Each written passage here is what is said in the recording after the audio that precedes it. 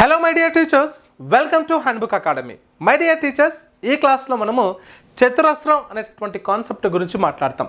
దీన్నే ఇంగ్లీష్లో స్క్వేర్ అని అంటామండి. మరి చతురస్రం అనేది చాలా ఇంపార్టెంట్. మరి బేసిక్ 6th నుంచి 7th నుంచి కూడా మీరు అందరూ కూడా డిస్కస్ చేస్తూ వస్తున్నాము.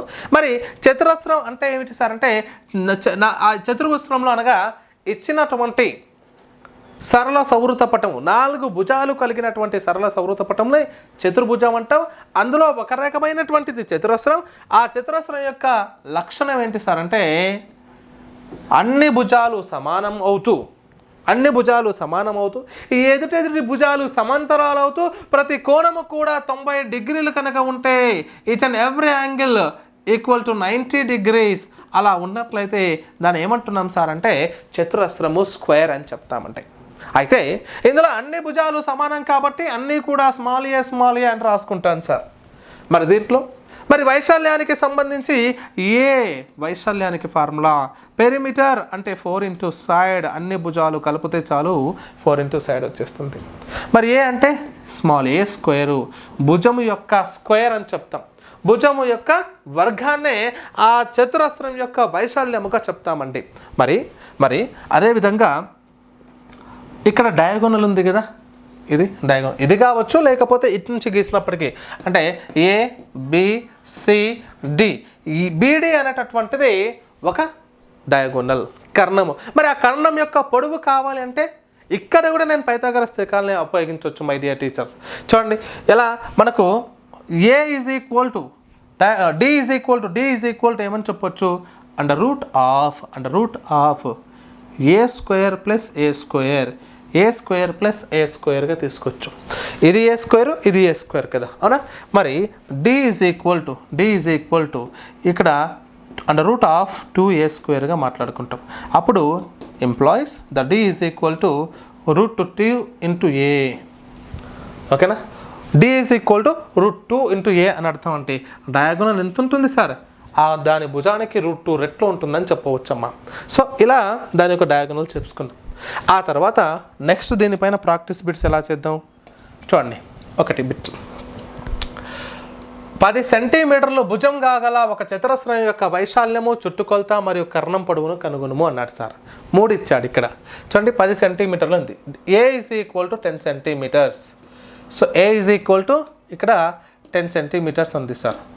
అయితే మరి దీనిలో భాగంగా ఫస్ట్ వైశాల్యము A is equal to అంటే A స్క్వేర్ అనగా 10 స్క్వేర్ అంటే 100 సెంటీమీటర్ స్క్వేర్ అయిపోయింది.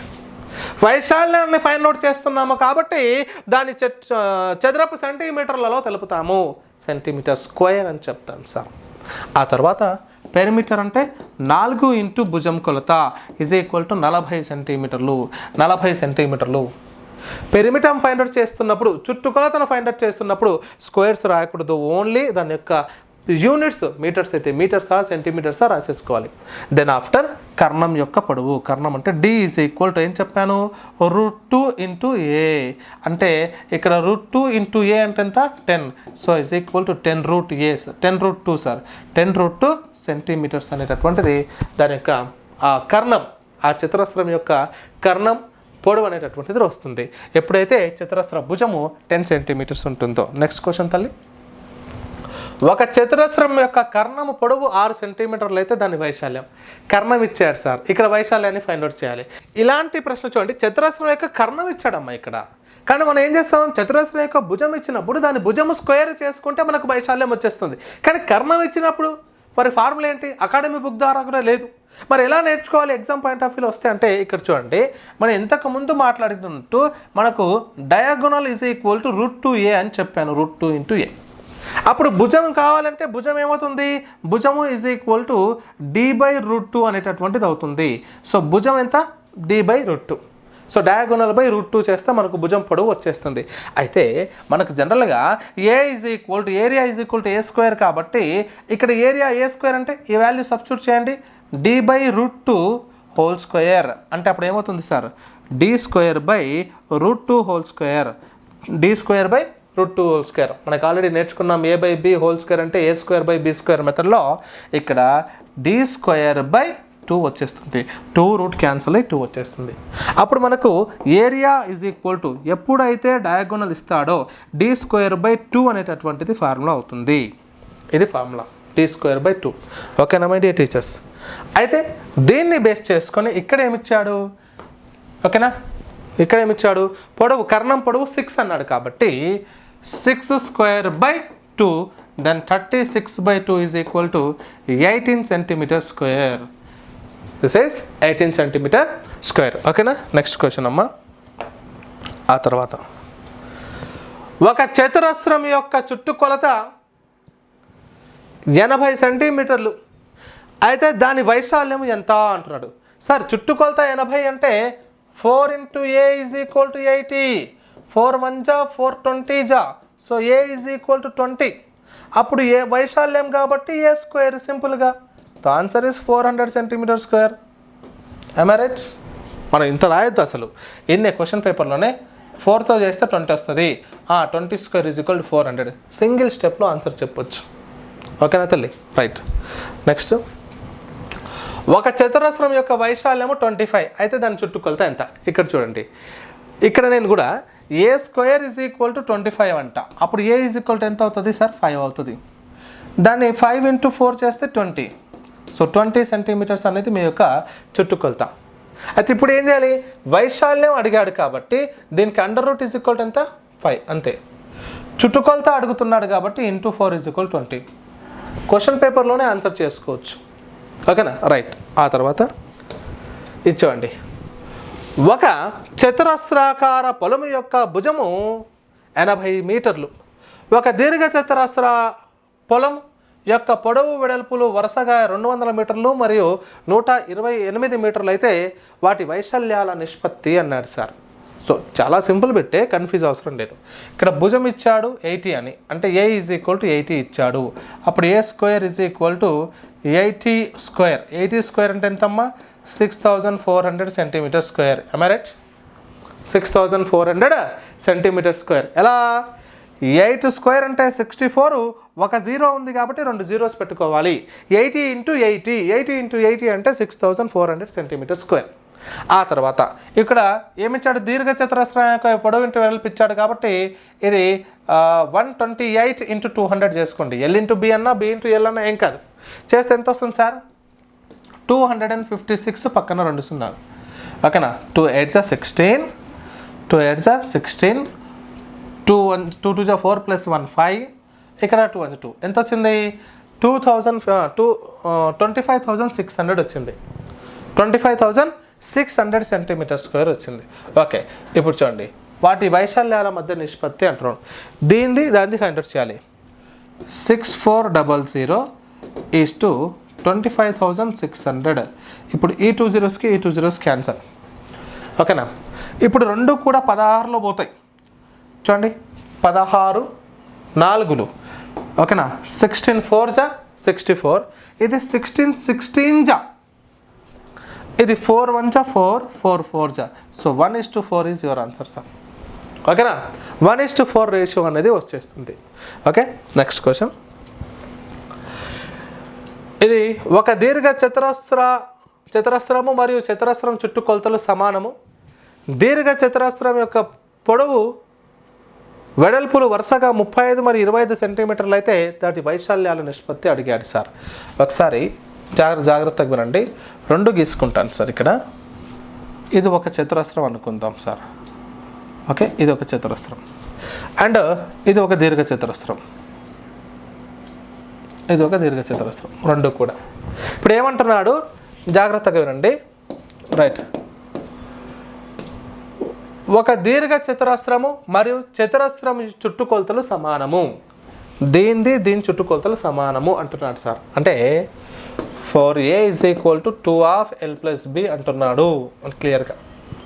అయితే ఇక్కడ పొడవు వెడల్పులు వరుసగా అంటున్నాడు 35 and 25 అంటున్నాడు సార్.